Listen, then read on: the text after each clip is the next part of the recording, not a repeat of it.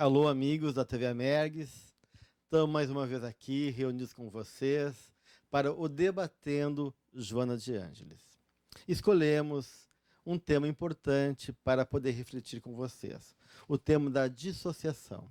Tema esse importante, já que a dissociação, por muito tempo, foi considerada como algo patológico, ou seja, toda vez que a pessoa estava num estado alterado de consciência, isso era visto como negativo patológico, ou seja, ou a pessoa é normal ou não é normal. Se ela sai um pouquinho fora da sua conexão, do seu eixo, é como se ela estivesse então fora de si, no estado dissociativo e consequentemente patológico. Com o tempo, e isso também foi fruto de experiências dos anos 60 nos Estados Unidos, com LSD, percebeu-se que as pessoas podiam estar no estado alterado de consciência sem estar num estado patológico. E assim foi compreendendo que o estado alterado de consciência faz parte, é inerente à condição do ser humano. Ou seja, nós podemos tanto nos conectarmos e desconectarmos de nós mesmos, ou de fatos, ou de situações, ou de atenções. Né? O ego tem essa plasticidade, né, de poder entrar em conexões ou perder contato com realidades de si, seja de dentro ou de fora. Dentro desses processos, alguns são vistos como negativos e patológicos, outros não. Todo processo, por exemplo, de hipnose, não deixa de ser um estado alterado de consciência, onde o indivíduo entra num estado diferente da lucidez, do controle do ego, e se sujeita, então, a influências, a um comando, né, seja eles para cura, para anestesia, como existe em muitos consultórios dentários, né, de fazer uma anestesia química, fazer uma indução hipnótica para a pessoa não sentir dor. Então aí é um processo dissociativo também. Né? Então a gente vê que a dissociação ela não é só patológica. Então a gente tem que diferenciar muito bem até que ponto uma dissociação de um indivíduo ela é patológica ou ela é fruto de uma capacidade de entrar no estado alterado de consciência. Por que isso? Porque todo médium, quando ele entra em transe, ele entra também no estado dissociativo. Né? Ou seja, ele vai sair daquele controle egóico, ele vai entrar num estado alterado de consciência, onde a sua mente, a sua percepção se agiganta, né? Com o perispírito ele é excitado, né?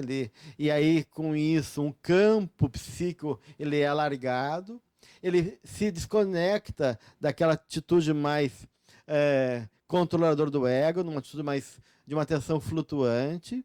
E aí, numa postura mais passiva, receptiva, ele entra em conexão com a mente de um espírito desencarnado.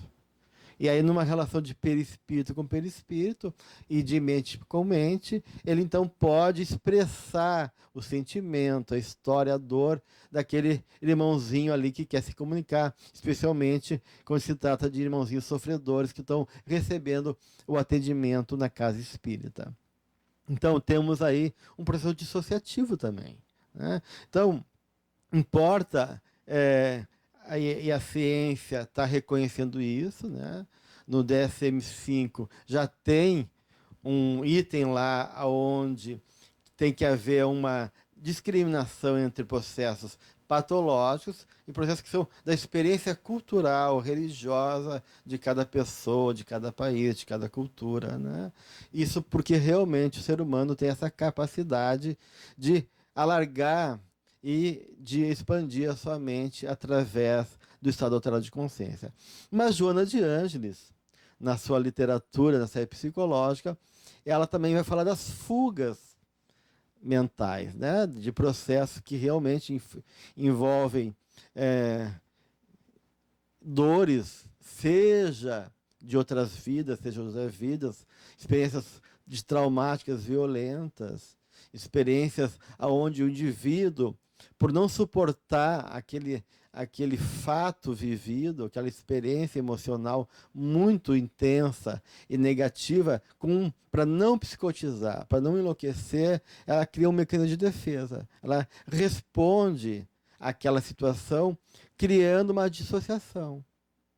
E às vezes ela é tão grande que ela provoca uma cisão da personalidade, ou seja, uma dissociação tão grande que se forma uma subpersonalidade, alheia à consciência, à vontade e ao controle do ego, né? E aí a gente vai ver as multipersonalidades, né? Tem pessoas que, na literatura, tem caso de pessoas com 16 personalidades. E nem sempre uma tem consciência da outra, né? Uma das questões que a gente pode avaliar daí é questionar se essas subpersonalidades são realmente núcleos emocionais dessa vida ou são frutos de lembranças de vidas passadas que, frente ao processo emocional que a pessoa está vivendo, são ativadas, formando núcleos mais elaborados e, frente à fragilidade do ego, ao momento de confronto que para ele seja insuportável, ele foge, assumindo uma outra personalidade. Uma outra questão importante também em relação a isso é pensar, será que essas subpersonalidades são partes minhas? Ou são partes de outras mentes, de espíritos desencarnados, e eu, por ter uma mediunidade não educada, inconsciente, acabo assumindo personalidades, experiências emocionais, realidades que, na verdade, são manifestações de espíritos desencarnados. Então, a gente vê o quanto é complexo esse tema da dissociação, e quanto ele é importante a gente refletir, estudar e poder realmente discriminar. Até que ponto essa dissociação ela se move mais nesse percurso patológico, que envolve defesas, isso realmente a gente vê, né, em experiências traumáticas, onde a pessoa dissocia, né, como uma forma de lidar com aquela experiência, negando, né, criando uma outra história, ou fabulando, ou mesmo desconsiderando aquela história, né? E quando ela vem e emerge, o ego não podendo suportar, ele entra num processo dissociativo, aonde assume outras instâncias internas, né? E isso é comum até em processo de perda total de controle do ego, né? Tem casos, por exemplo, de pessoas que têm uma dupla vida, que elas até têm consciência da dupla vida que levam, mas essa dupla vida ela não pode ser conectada com a vida uma com a outra, né? Então, tem pessoas que têm uma vida normal em casa, família, filhos, né, uma profissão, mas em momentos da vida delas assume outra personalidade, tipo um avatar na internet, né? Tem, né, uma imagem virtual que a gente escolhe, né, que, como sendo uma personagem que tu escolheu. Na vida real também isso pode acontecer. Então, de noite, em outras situações especiais, a pessoa vive uma vida dupla, né? E ali ela pode liberar estados emocionais insuportáveis, regressivos, que elas não conseguem lidar de maneira consciente, senão de maneira dissociada. Lembro um caso de um americano que teve uma história de vida muito pesada, não vou entrar em detalhe pelo tempo, e ele começou com pequenos roubos e foi preso, e lá ele foi seduzido por um homem mais velho que manteve relações sexuais, e só que o homem mais velho é um psicopata, muito sedutor, e ele foi proibido quando ele saiu. Ele não estava ainda cumprido totalmente a pena, então ele estava num estágio de viver a pena fora da prisão, né? Mas era exigido que ele perdesse contato com aquela figura que, segundo a orientação lá do corpo de psicólogos, redes sociais, era danosa para ele. Só que ele não conseguiu dissociar, ele foi... Não conseguiu se separar desse homem. Ele foi para uma cidadezinha, botou uma padaria, começou a namorar, mas tinha uma vida dupla, porque o cara saiu da cadeia, procurou ele e ele não conseguiu ser forte o suficiente para não se envolver com aquele homem. E ele vivia, então, na figura daquele psicopata, uma vida regressiva, emocional, infantilizada, onde ele podia viver certos aspectos emocionais como um efeito tampão para suportar, talvez, experiências do passado. Até que a esposa descobre, confronta ele tenta evitar entrar em detalhes, que foi violentado na cadeia, que o cara persegue ele, mas não tem nada com o cara, mas isso não é verdade. Ela acredita e ela pede, então, que ele saia desse envolvimento. Ele pede para ela nunca atender o telefone da casa. E esse psicopata começa a ligar até que ela atende o telefone, e isso desperta nesse rapaz, no esposo, uma fúria tremenda contra a própria esposa, né? E diz: tu não deveria atender o telefone, eu falei para ti, porque não consegue lidar com a tensão, com o conflito dessas duas realidades e suportar, conviver e integrar isso na vida dele. Ele começa a vir com violência física, fazer cárcere em casa dela, começa a aparecer de maneira com hematomas, os amigos começam a ver uma mudança de comportamento, ela não sai mais de casa, ela é vigiada, ele começa a fazer terrorismo emocional, até que ela não aguenta, busca separação, ele fica muito fragilizado emocionalmente, diz que quer manter a relação com ela, há uma impasse porque ela exige que ele assuma ou uma vida ou outra, e isso ele não consegue suportar, lidar com essa duas realidades e abrir mão de uma realidade pela outra, até que chega um momento de conflito tal entre a esposa, esse rapaz e o psicopata, que o psicopata incendeia a padaria do rapaz, né? Ele, não sabendo como viver e resolver o conflito, ele, num surto, ele acaba matando a mulher e o amante, né? Então foi a forma que ele resolveu a situação, e segundo os investigadores, ele começar a matar a partir disso, se tornar um serial killer, por não suportar, né, enfrentar esse conflito e integrar dentro dele. Então, são estados emocionais tão violentos que ficam dissociados, né? E que, enquanto estão sendo vividos num lugar protegido ou aparentemente desconhecido, é suportável.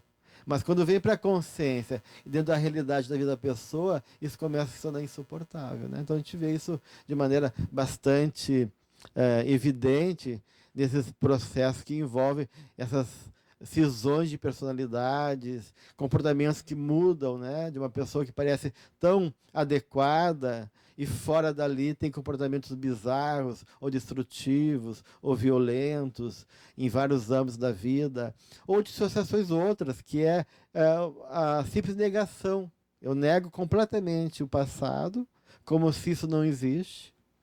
E toda vez que isso pode, de alguma maneira, vir à tona, ser estimulado a lembrança, a minha defesa faz com que eu negue e aquilo fica cindido dentro de mim, né? Então, tudo que a mente tem capacidade de gerar, né? Tudo aquilo que a mente tem capacidade de promover enquanto sua elasticidade, plasticidade e estado alterado de consciência, tanto pode ser positivo, né? Ela pode ser usada de maneira favorável, então é um recurso, né, que se tem, e ela pode ser tanto gerador de saúde, de capacidade, de efeitos extraordinários, como na mediunidade, ou ela pode ser usada de maneira negativa, como um recurso que pode ser uma defesa e se tornar patologizada, como no caso das dissociações neuróticas, ou mesmo psicóticas, ou das várias personalidades que muitas vezes acabam sendo povoando a mente de algumas pessoas. Então, todos nós, de uma maneira, temos um traço dissociativo, né? Em algum momento da nossa vida, a gente vai um pouquinho mais, um pouquinho menos dissociar, né, frente a uma situação, né, ou entrar no estado de relaxamento, estado de altera de consciência, onde elementos do passado surgem, onde a gente desconecta de uma realidade ali atual e fica num estado, né, de um outro tempo, uma outra sensação, um outro sentimento.